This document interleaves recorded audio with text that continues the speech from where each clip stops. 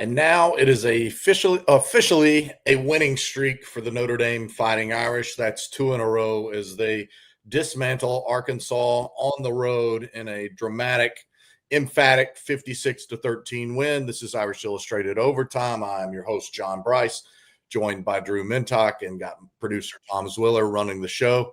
Drew, just right off the bat, your initial thoughts and impressions from easily Notre Dame's most complete performance of this season.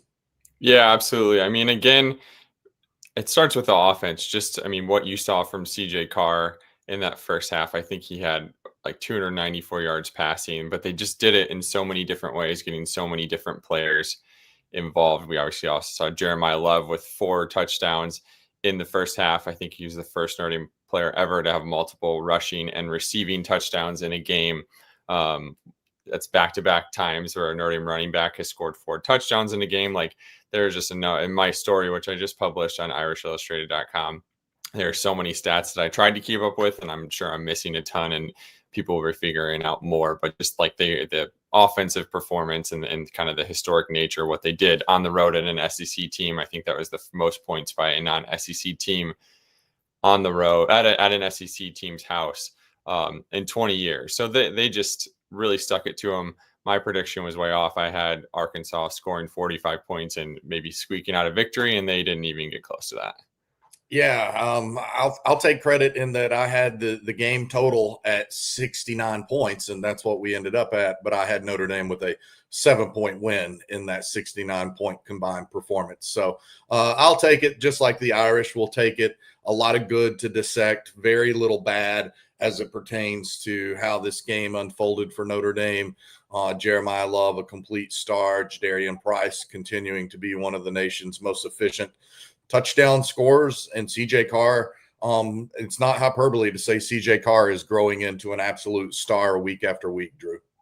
Yeah, absolutely. I mean, you look at, who was it? Dan Wetzel was tweeting out he could see him being the number 1 overall pick in the 2027 NFL draft. So obviously we're getting ahead of ourselves, but I think just that level of efficiency, even I think what jumped out, he had that one play where he threw a quick comeback route to Jordan Faison that looked like it might get interception. But even on that, even if it was like kind of a crazy ball to throw, he still threw it high and outside and put it in a spot that only Jordan Faison can get it. And I think you just see that like level of pinpoint accuracy is just something that I can't remember seeing out of a Notre Dame quarterback.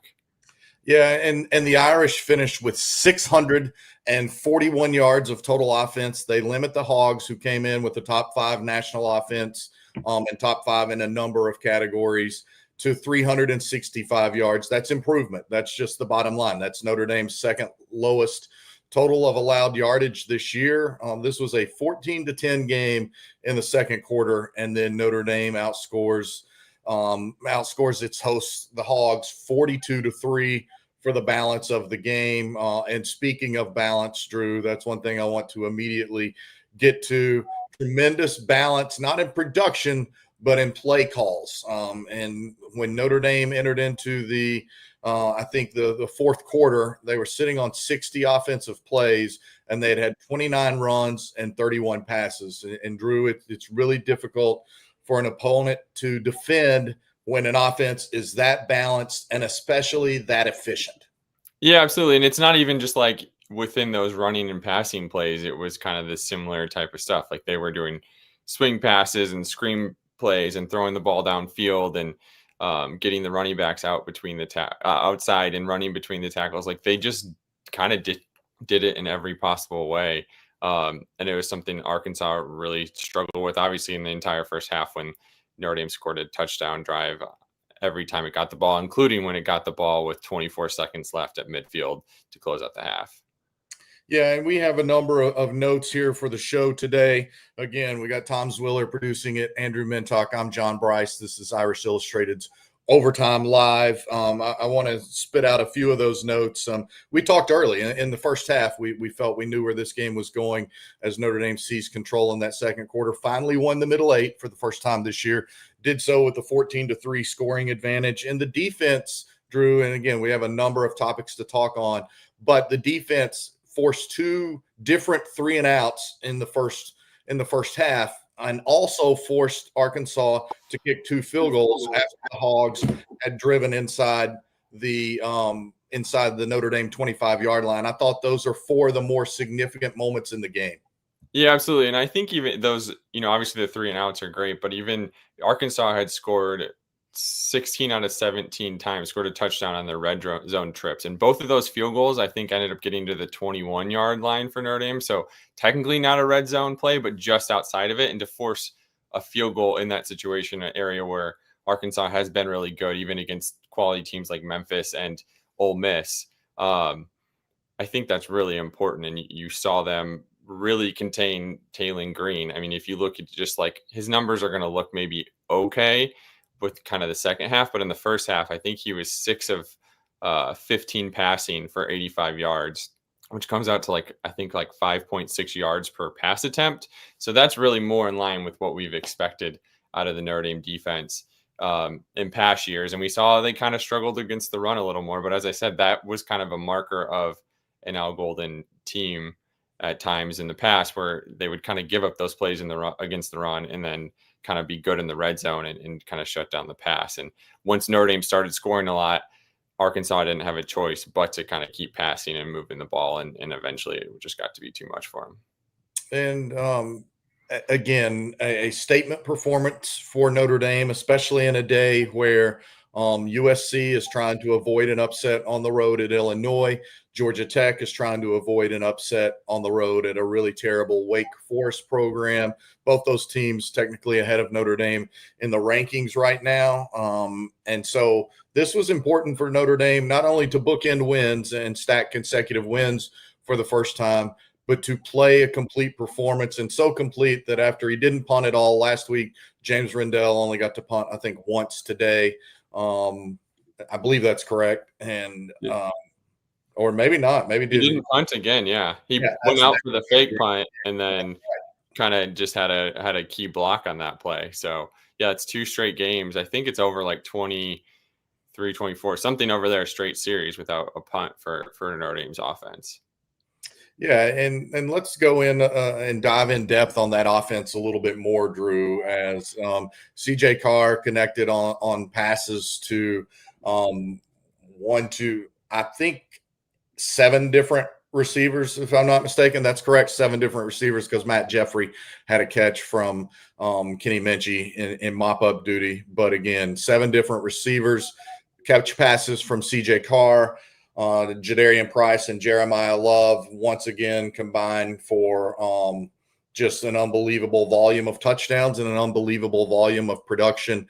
And Notre Dame's offense has honestly been good since the second half of the Miami game, and it's not showing any signs of doing anything but continuing to improve. Marcus Freeman today talking in his post-game press conference immediately after that CJ Carr competes against himself every week and that he competes to try and be better each week than he was the last week. He said he's succeeding in that very, very much so right now, and also said that CJ Carr has some of the best competitive character traits that he's been around.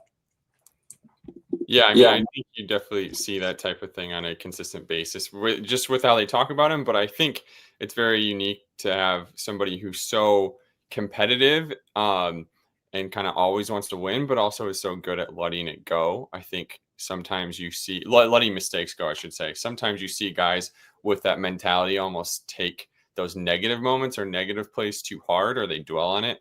But he probably should have thrown an interception today. And I just think you don't see those type of things phase him, which I think has been really significant given the teams and environments he's had to play in, his first 4 starts of his career. Again, we are live here on the Irish Illustrated Overtime Live. He is Drew Mentock. I am John Brice of both FootballScoop.com and Irish Illustrated. We've got Tom Zwiller running the show as our producer. And since we are live, I want to tell all of our viewers right now that USC has just lost. Illinois kicks a game-ending, game-winning field goal to send the Trojans to a 34-32 defeat. Illinois really controlled this game most of the contest. Was up 24-10 late, and then USC and up 31-17, and USC rallied with 15 consecutive points to take a 32-31 lead inside the final 2 minutes. Notre Dame fans will always rejoice in USC losing. The bad part is right now USC is the only ranked team on Notre Dame's schedule the remainder of the way, and USC is not going to be ranked when the new polls come out. But Drew, Notre Dame goes on the road, gets another big win against the SEC. For Marcus Freeman, he's now beaten South Carolina, he's beaten Georgia, he's beaten Texas A&M, and he's beaten Arkansas. And Notre Dame again continues to overall acquit itself very well against the conference that likes to say it just means more and likes to consider itself the gold standard, even though the Big Ten has technically won the past 2 national championships. Yeah, definitely. I do think with that point, it's worth noting that, Arkansas season certainly could derail from here. They've lost 3 straight. They have a tough road ahead of them in the SEC, but this is still a team that, you look at some like the advanced analytical models, had it being a close game, or I think SP Plus from ESPN even had Notre Dame losing. FPI looked at Arkansas as top 25 team. There's a little bit about Arkansas and their culture and some of their issues, but this is a quality team and the type of performance Notre Dame really needs to put together with 2 losses to try and make the playoffs. And having some more confidence in their defense. And I think it's also too, if you look at the second half against Purdue, once Schuler came back from that targeting suspension, this defense has played pretty consistently well. That's, I think, 20 points, if my math is correct, in the last 6 quarters of football for this defense. So they've really come out and done much better against 2 Power 5 opponents. Notre Dame hasn't played any, group of 5 teams or an FCC team or anything like that. They're starting to put it together, and there's still a lot for Chris Ash's defense to prove, but I think this is still significant. And even if the narrative switches to Arkansas was overrated or they end up with a bad record, I still think this is significant.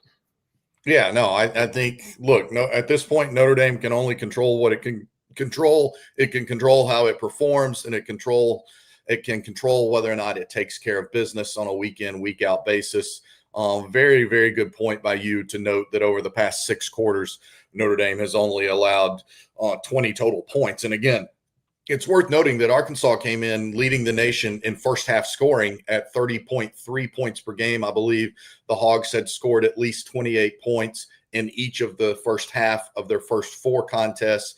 And instead, I thought, particularly, again, as we jump around here to so many positive things for Notre Dame today, but I thought the safety play from Adon Schuler and Tay Johnson was the best combination of safety play that we had seen from Notre Dame all season. Of course, Adon Schuler forces a fumble right before the half that helps Notre Dame set up that final score to Jadarian Price and helps Notre Dame take a 14-3 edge in that middle 8 component. Didn't score in the middle 8, the back half of the middle 8 coming out of the half, but that's when Notre Dame executed the fake field goal and flipped the field. So we'll start with the safety play, but also a revert to what we got used to for Notre Dame last year, Drew, in terms of dominating the middle 8.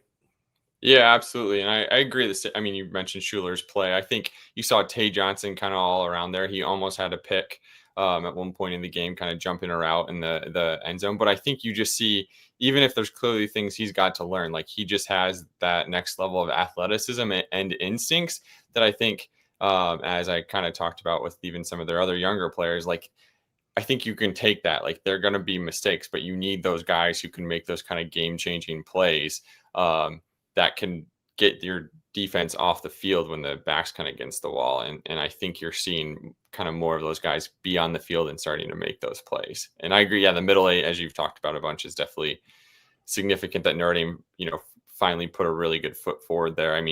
Executing, I know it was definitely a breakdown by Arkansas on that Jadarian Price touchdown catch, but still, just to execute, you have 24 seconds left at midfield and you only need 17 of them is pretty impressive. And again, let's clean up on Don Schuler and Tay Johnson, just how effective they were. Schuler led the team with 9 tackles. Johnson added 5. So that's 14 total tackles for those guys. 9 of those were combined solo tackles. Each player had a pass breakup. Adon Schuler had the forced fumble and the fumble recovery. And then Luke Talich late in the fourth quarter also added an interception for the Irish. And CJ Carr didn't throw an interception. He should have, as you noted, but 2 straight games now without an interception for CJ Carr. Just complete dominance. They got Noah Burnett back to handle place kicking duties. He wasn't needed for a field goal. He was needed to kick 7 extra points. And then Eric Schmidt, I don't think, allowed a kickoff return all day as well. And they executed the fake punt, Drew. So complete in all 3 phases, but special teams, even though it wasn't asked to do a lot today, also certainly made its presence felt. Yeah, absolutely. And good call by you kind of coming into this game, noting that that might be the area where Notre Dame had the biggest advantage was on special teams. Like you said, they didn't get to do a lot, but I mean, if Notre Dame must have felt pretty confident in what they could get done if they're going for it to start the half on their own 25-yard line. And I mean, that play was pretty clearly executed well as soon as that went back and they threw the block to kind of get it open. And you had one former quarterback, high school quarterback, throwing to another high school quarterback kind of on that play too, which is neat. But yeah, you were definitely a good call on that, knowing Notre Dame would have something up its sleeve that it felt really good about. Notre Dame as a offense collectively has 3 different players complete at least one pass. CJ Carr, 22 for 30, 354, 4 touchdowns. Jordan Faison, 1 for 1 for a 40-yard gain to Malachi Fields on the trick play. And Kenny Minchie, 1 for 1 for 37 yards to keep possession for Notre Dame and just help Notre Dame completely grind out the clock in the 4th quarter, hitting Matt Jeffrey down the sideline for a long 37-yard gain as well. Notre Dame wins time of possession. Drew, this was something I really touched on in depth on Thursday's Irish Illustrated Insider podcast. I thought Notre Dame needed to be right around 33 to 35 minutes in time of possession, and they finished up right around, I think, 32-47. So almost at that 33-minute mark, a commanding 5-minute edge in time of possession, and really did what it wanted to do. I have a few more notes here if you want to talk about some of the things that you thought were key moments in the game, and then I'm going to refer to a few of my notes here after you give some more thoughts, Drew. Yeah, I mean, I guess I touched on it earlier a little bit, but just like, I mean, they really put Taylor Green in some bad spots, and they gave up some big pass plays. Like I think his first completion was for like 33 yards, but then I think he started 1 for 6 still. So they really just got to him. They didn't. I mean, he ran a bunch, but they really kind of contained him for the most part, outside of like 1 or 2 big runs. They did spy him with Drake Bowen a little bit and some other guys. So I think that was really effective.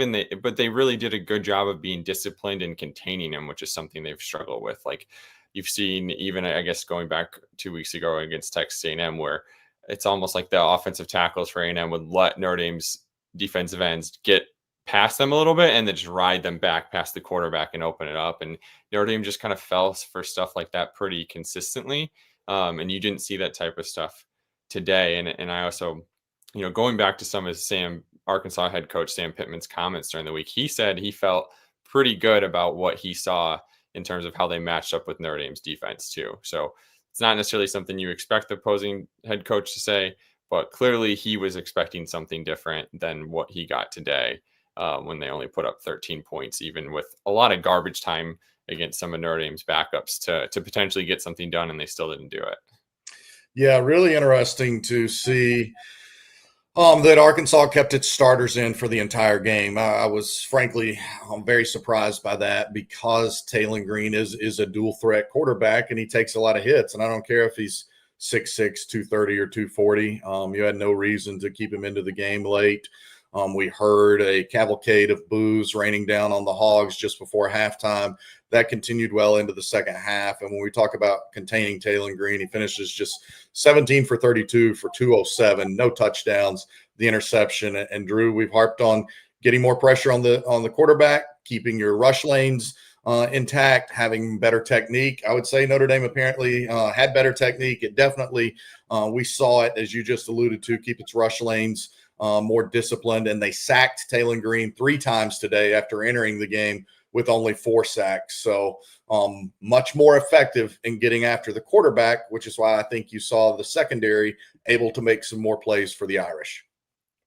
Yeah, absolutely. I think, definitely just a really good overall performance with him. And I don't know if we noticed this, but Taylor Green came into the game leading the country in total offense too. I think he was just under 390 yards, had 14 touchdowns total on the season. And for him not to score any, and again, he still played the whole game, and Notre Dame had some of its backups in, and he still finished with, I want to say, under like 290 or so yards. So Notre Dame did a lot to one of the most effective players in college football. And again, against the type of player they've struggled against this season. Andrew asked us, is Heinisch hurt? No, I saw Heinisch in the game multiple times. He actually looked like he had a very nice stuff at the line of scrimmage. It happened to be the long running play for Taylon Green when he kept it and went around right in. Notre Dame was able to rotate very heavily along its entire defensive line today, but particularly in the defensive interior. I'll be curious to see the snap counts tomorrow because Cole Mullins had extensive action today. I thought that was impressive for him and an encouraging sign for Notre Dame as it continues to seek answers and additional options along the defensive interior. I thought that we saw Elijah Hughes and Jared Dawson show up today, and it was good for the Irish to have both of those guys back in the lineup after I believe it was Dawson had not played a down last week, Drew.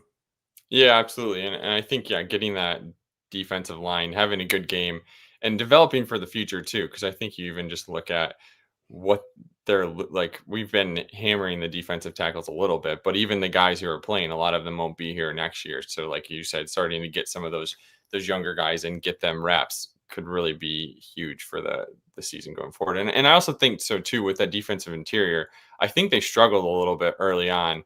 And Arkansas was running the ball up the middle against them kind of well. And I think it was pretty impressive to see how they kind of adjusted. And really, again, Arkansas had to start passing a little more once Notre Dame got up, but you still saw the defensive interior start to hold their ground much better than I think they were kind of at the jump of the game. Yeah, I think that's a really good point. And as we had someone note on the screen there, Wake Forest does lose in overtime at home in its bid to upset number 16 Georgia Tech. So number 16 Georgia Tech will survive a 30-29 overtime winner against, like I said, a really downtrodden Wake Forest program. USC loses on the road at Illinois 34-32. Texas A&M, who Notre Dame needs to keep winning as much as possible, has jumped out to a quick 7-0 lead at home against Auburn. I think those are some of the we've had several comments about Tay. The loyal listeners to Irish Illustrated Insider and the loyal viewers of this show know that Tay Johnson is somebody I've been touting since August as probably my breakout candidate of the year for the Notre Dame defense. I think now Notre Dame is pretty settled, it would appear, with Adon Schuler and Tay Johnson as kind of locked in as their two starters with very quality depth there when they need to rotate in a Jalen Stroman or a Luke Talich, Drew. Yeah, absolutely. I think we had at least myself had some doubts that Tay Johnson would be ready for this bigger role this quickly, just given dealing with some injuries as a freshman. But you see just how that talent is like getting him on the field, and he's, I think, really picking up the defense and a lot of stuff faster than maybe I would have anticipated, given kind of his limited experience playing corner a little bit last year. It's not like he spent the whole time at safety either, but I think for fans who have been struggling with the defense, Tay Johnson should definitely be a breath of fresh air going forward. Yeah, no question. And again, Marcus Freeman saying a lot more clarity and velocity today on the defense. I think that absolutely showed, particularly from the second quarter on, really midway through the second quarter on. Notre Dame's defense dominated, pitched a shutout. Notre Dame offense finishes with 641 total yards. Again, it's the most points Notre Dame has ever scored against an SEC foe. Now Marcus Freeman has the top two touchdown producing performances for Notre Dame against an SEC opponent, with the huge outburst a few years ago to beat South Carolina in the Gator Bowl. A couple of the other more memorable Notre Dame versus SEC games where the Irish scored a lot. 2005, 20-year anniversary of what I call the Tom Zibikowski game. Notre Dame routed Tennessee inside South Bend, inside Notre Dame Stadium here in South Bend. Also in the 90s, Notre Dame really racked up a lot of points in the Sugar Bowl against Florida. Any final thoughts that you want to share here, Drew? As we know Tim Priester and Tim O'Malley on location. We'll also have Irish Illustrated instant analysis as well as full coverage already online and more to come on irishillustrated.com. No, I mean, I think it's just reiterating that this is like the big step Notre Dame needed to like kind of get things right. And they have, I mean, Boise State next weekend. I know that loss to South Florida maybe looked a little better after South Florida kind of jumped into the top 25 for a little bit there, but still kind of curious what they do against Appalachian State. I think that starts at 7:30 Eastern today. But it's definitely even Notre Dame can only control so much, as we talked about. So it's definitely time to start rooting for maybe some of their past and upcoming opponents to kind of help Notre Dame with some of those style points as well. Because again, if Arkansas collapses for going forward, this win isn't going to look as good as it is. So I think that type of thing is important, but we'll see if Notre Dame, I mean, that's 6 pretty good quarters of defense going forward. I'm curious. I have a lot more confidence so that the offense can kind of keep going what it's been doing. We'll see if the defense can kind of carry that into the next few weekends. And they got a 3-game homestand coming up too, so that should be helpful. 3-game homestand leading into a bye. And let's remember the defense did that today without All-American cornerback Leonard Moore, who missed his 2nd straight game as he continues to recover from injury suffered in that home loss to Texas A&M. A couple of more notes from me before we sign off. Notre Dame through 3 quarters had 537 yards of offense, again, on 29 rushes and 31 pass attempts. They had 28 points on their first 4 possessions, Drew, and they had only had 1 third down conversion. They'd only faced 1 third down at that point in time, with 28 points on the board on the road against an SEC foe. And I know Arkansas is a really bad defense, but it's hard to execute on air to the level that Notre Dame executed today. James, we appreciate you. We know you tune in a lot. That's going to wrap us up on this edition of Irish Illustrated Overtime. For Drew Mentock, for our producer, Tom Zwiller, I'm John Brice of both Irish Illustrated and FootballScoop.com. This has been Irish Illustrated Overtime. Until we give you the Irish Illustrated Insider podcast on Monday, please enjoy this episode. Take care and have a great weekend.